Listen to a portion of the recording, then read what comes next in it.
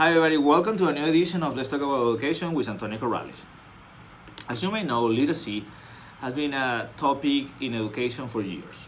The impact of literacy in different subjects has been a topic of debate among many educators. But what does it mean to be in charge of a literacy program at a university level? What type of impact can you have as a professional by managing such a program? Where today we have the honor to have with us Dr. Lilian McEnery, who is in charge of, among other things, of a literacy program at the University of Houston Clear Lake. She's a seasoned professor, seasoned educator, and somebody who can explain us in simple terms the impact of literacy on education. Thank you so much for being with us. Okay, sure. Thanks for having me. Absolutely. Why don't we start by Lilian, letting you introduce yourself to the audience and kind of letting them know how do you get to where you are in your career. Sure. So I've been here at U of H Clear Lake for 23 years, and previous to that, I taught second grade, fourth grade, fifth grade, ninth grade, and then I also taught at the junior college, the reading and writing developmental courses. So I've had a really nice wide array of experiences in the world of literacy. That is awesome. That is awesome. And so, why do you decide to get your doctorate in education? Where did that come out? Well, I've always felt that as a teacher, one of the privileges we have is to be a lifetime learner. And so I really did it because I wanted to learn more, and I wanted to learn about strategies to help my students and to empower them to be, more effective consumers of the world itself. So that's kind of how I kind of got to that path. Exactly. Okay. Now, we like I said when I was starting the interview, the literacy topic, has been an issue to debate for years, and how to increase literacy among students and the potential consequences that it may have on performance on different subjects. So from your perspective, what can you tell us about the literacy program that you have in the university and the incorporation of technology? Because I think technology have also changed a little bit the way that we do business in comparison with the past. Yes.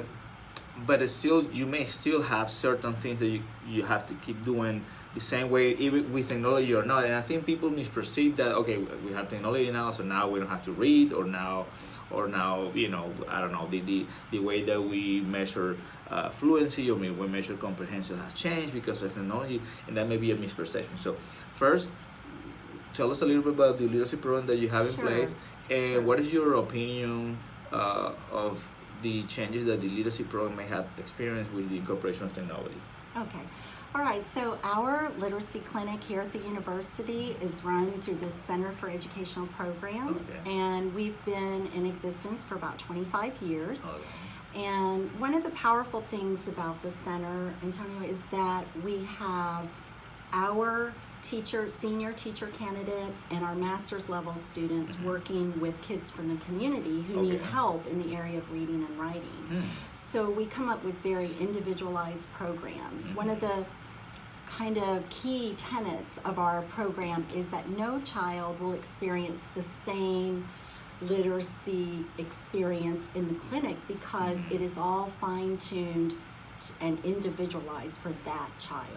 So every child receives a totally individualized program. Almost like a differentiated instruction at its best. Exactly. The most beautiful piece of what we do, right? Yes.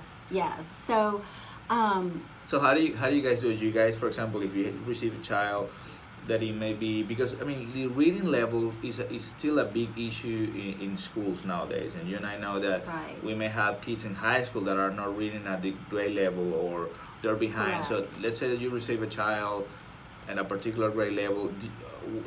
What do you guys use to measure their reading level, and then how do you guys go about their lesson plan?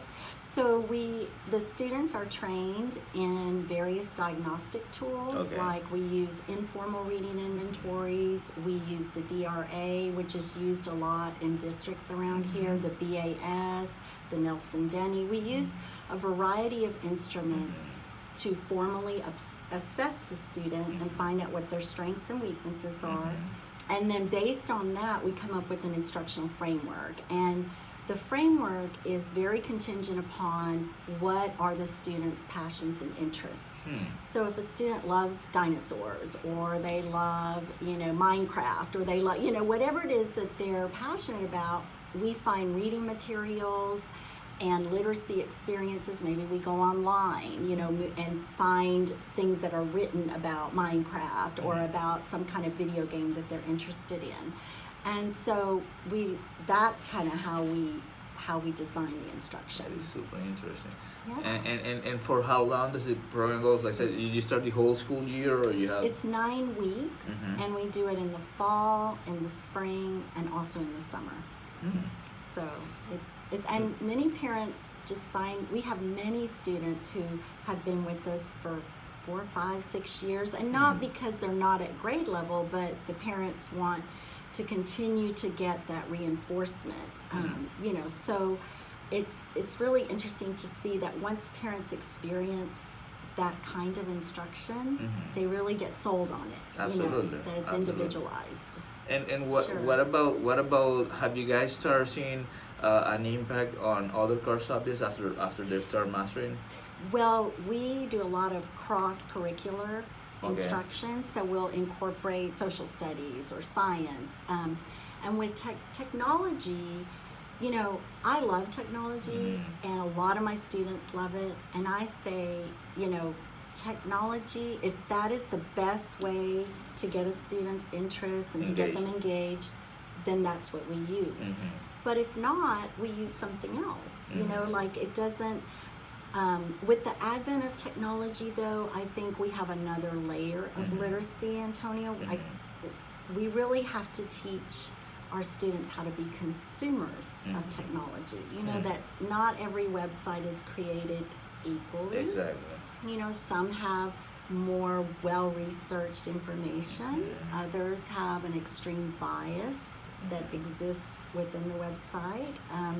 So teaching our kids about how to be smart consumers of technology helps them to really be better citizens, I think. That is fantastic. What about what you're saying in terms of training students to kind of filter the technology sources that they have there? What about doing that also with teachers? Have you guys thought about start training teachers to I would say create mini literacy centers in their communities, in the long term? Because I think what you're saying is so true. I mean, and especially a lot of educators, you see that are missing a link there between technology and instruction. And I think what you're saying is so true. Having the knowledge to say, okay, this particular web page may not be as beneficial, or this particular software, if you don't use it correctly, you won't see the results. Right. That's something that I'm really interested in, but as of yet, I haven't explored many ways to do that, because I think that's our next horizon. Correct. That's the next place we need to be really challenge. expending. Yeah, that's interesting. A lot of brain power on that, definitely. Now, for some of our viewers, maybe thinking to go to higher ed and for their careers to higher ed, and you have been in higher ed for a while already, and so what is it for those viewers, what does it mean to run a literacy program at university level, and also being in higher ed? What does that mean professionally and personally? Well, I love what I do. I really love what I do. I work with freshman to doctoral level, and each of those levels has its own wonderful aspects about it, and to run the literacy clinic is like the perfect match between that theory to practice bridge, because I teach my students about the different theories, literacy theories, and then they get to build that bridge, because they then create powerful instructional frameworks based on what research tells us is best for kids. And it's my way of really keeping in touch with the kids too, Exactly. because I get to observe them, and I get to know the kids also, and it's a lot of fun. It's a lot of Well, fun. and I wanna put you in the spot here because you were my professor when I was doing my doctorate, and I had such a good time with you. I learned so much. And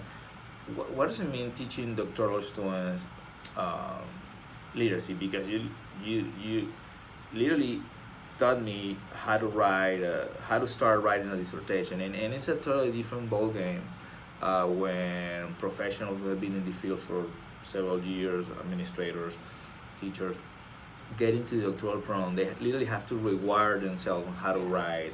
What does that mean from an instructor perspective? To have that challenge in front of you. It's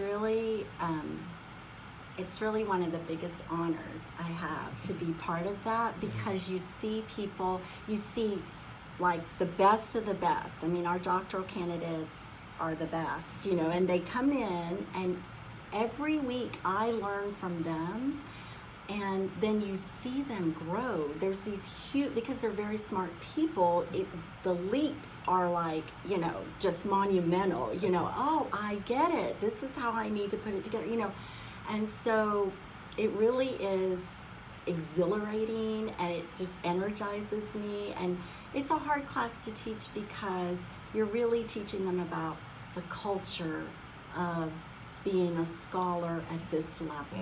You're teaching them about it's a very specific genre to write a dissertation. I was going to ask you that. What do you think is the biggest challenge as an instructor, having to teach brand new doctoral students? Because you usually teach the first semester. Correct. You become like the mother of those Yes. guys. What is the biggest challenge that you have seen throughout the years? For those folks starting a doctoral program, learning how to write dissertation. Right. I think that there's two big challenges in my mind, and one of them has to do with the cognitive domain, which is really figuring out how all the pieces fit together in a dissertation, which is complex. It's not a simple thing to do. And so, but there's also the affective domain, which is that self-efficacy aspect where, they have to believe that they can do it. That's the first step. And once they believe that they can do it, they take off from there. And people come in with differing levels of, their notion as to whether they'll be successful at this or not. What is your technique for those folks who, for our viewers, when we have a doctoral program, you have two things happening in parallel. You have students taking classes, and you have the dissertation process at the same time. How do you guide the students to either sustain a topic or to change a topic within the semester? You may have students that say, okay, I'm really passionate about this topic, then I'm going to research about it, and you see students staying in that topic. But on the other hand, you'll see also other students who start kind of flip-flopping about the topic. What is your advice, or what is your approach when you see those cases?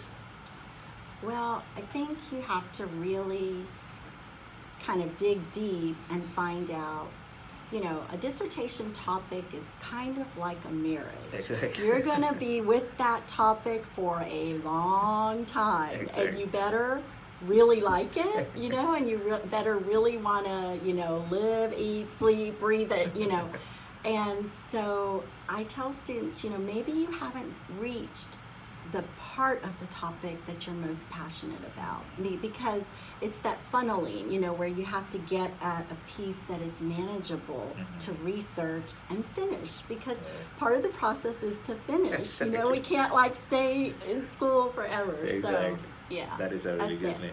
That's All right, it. changing to another topic that is a really hot topic out there nowadays is motivating millennials, and reading has a lot of competition nowadays with, got that right. Yes. with technology, cell phones, Netflix, and all that. So how do you what is your vision about that? What is your opinion in regards to how to motivate for our educators who may be looking at us right now, teachers or even university professors who are trying to motivate millennials to read? What is your take on that? Well, I am of the opinion that if students are reading anything, that's good. You know, so I don't have the idea that you have to only read award-winning books or only read the classics or only read the canon. You know, I think that if you find things that kids are interested in, they are going to read. Exactly. And sometimes that means that, you know, it's a website or a blog or a listserv or, you know, just it doesn't have to be a formal book in my mind for students to read and interact with the text and to grow in their reading skills. So that does take work, Antonio. It's not an easy thing, especially with a classroom full, you know, if a teacher has a whole classroom full of students. Correct. But I think one of the ways we do that is we model our own lives of literacy and show students things we're interested in. We expose them to a lot of different genres. We, you know, we take the time to share with students what we think they would be interested in, and we follow up on that. Correct. So those are some things that I think, you know, we can do. Yeah. And a lot of what you're saying is, if you think about it, is also investing in relationship with students to really know what they're interested in. Yes. That's really important. What recommendations do you have for educators looking at us right now who are trying to increase their literacy level in their schools, in their classrooms, in their students? What tips would you give them? Okay, so I've worked with a number of different schools, you know, on exactly that kind of initiative, and I think one of the key things for me is to start small. You know, it's difficult for a school to say, by next month we'll all be doing guided literacy. You know, guided literacy or 4 blocks or, you know, whatever it is. And I want to interrupt you there because can you, in simple terms, explain what guided reading is for our folks who have no idea what that is? Well, it's basically an approach whereby the teacher really works with small groups who are at about the same level, each of the groups, and works intensively on what it is that these 4 or 5 or 6 children need at that time. And then, you know, those children return to their seat. And he or she is taking running records, is taking very intentional data on each child.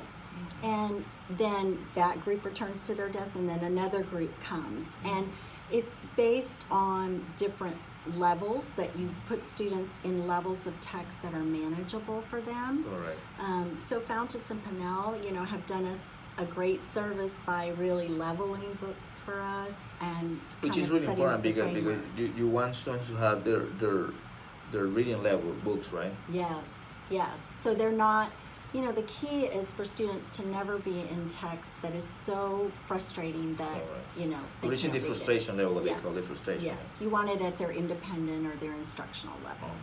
So one of your advice is starting small. Start small. So instead of saying, you know, biting off the whole thing, saying we're going to work on getting a library for the teachers this month. You know, next month we're going to work on learning about running records. The next month we're going to learn, you know, just a little at a time, because I think sometimes as educators we're not very kind to ourselves. You know, we have expectations of ourselves that we would never put on our students. You know, and teachers for the most part are just the hardest working profession I know of. I mean, they just work tirelessly for their students. So we need to be reasonable and we need to be kind to ourselves because that allows us to have more to give our students. That is fantastic. Now, for administrators, you know, one hot topic out there for the past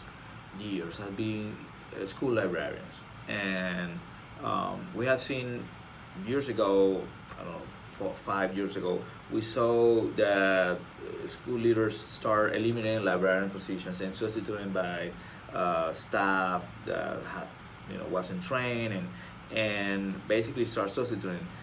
they saw that their reading scores weren't going high, and so then during the past year or so, you saw school leaders starting to rehire school librarians again because they saw that their standard scores went high. What is your general position in regards to school librarians, and what recommendation would you give to school administrators that are watching us right now? I think school librarians are absolutely essential, and I think that they're really essential to the life of a school because they can really help to ignite that interest, you know, by the books that they choose, the book talks they do, the lessons they do when kids come to the library, the way they format the library in order to make it an approachable and inviting place. They're really essential. I mean, and that is true, Antonio. That's exactly what happened in states where librarians were, you know, put on the back burner in terms of hiring. We did see scores go down, and that was consistent. That is consistent. That was consistent. Yes. That's interesting. Okay, before we finish, I wanna also ask you a little bit about some of your passions, and among other things besides literacy, that is qualitative research. And I know that it's one of your passions because I remember when I was in your classroom, you talking about that. And right. So, just for our viewers, like, you know, as a general, statement, you know, why are you so passionate about qualitative research, and what is your take on qualitative research as a whole? You know. Okay, I think qualitative research, one of the benefits of it is that it allows us to hear people's stories. And from a young child, I've always loved stories. You know, in my family, that was such a big thing. You know, both my parents were such good storytellers, and so qualitative research can be, I mean, one of the most impactful ways to get at themes and patterns and things that can teach us how to make things better. You know, because if we hear it from the mouths of the participants, and then we begin to see themes emerge, you know, one participant after another participant after another participant says that, there's usually something to that. Correct. You know? And so I think qualitative research is so beautiful because of that. You know, and I totally honor and respect my colleagues who do the quantitative because I think there's a place for both. Correct. You know? And so you know, I just admire that, you know, they just live in the world of numbers, and, you know, I admire that, but I see that they're not really in competition. They really can be merged together to create, complementary, to create the largest and most robust picture of what is happening in a school or with an initiative or a program. So I fell in love with it, maybe in large part because that's what I did my dissertation in. I did interviews with parents, and so that's probably part of the reason I fell in love with your passion. Yes. Well, Lilian, I want to thank you one more time for being with us today. Thank you for having me. Folks out there, remember that we have this interview in Antonio Corrales' YouTube channel. Let's talk about education with Antonio Corrales, and starting evaluation and assessment.com. Please help somebody today, and see you next time. Okay, thanks.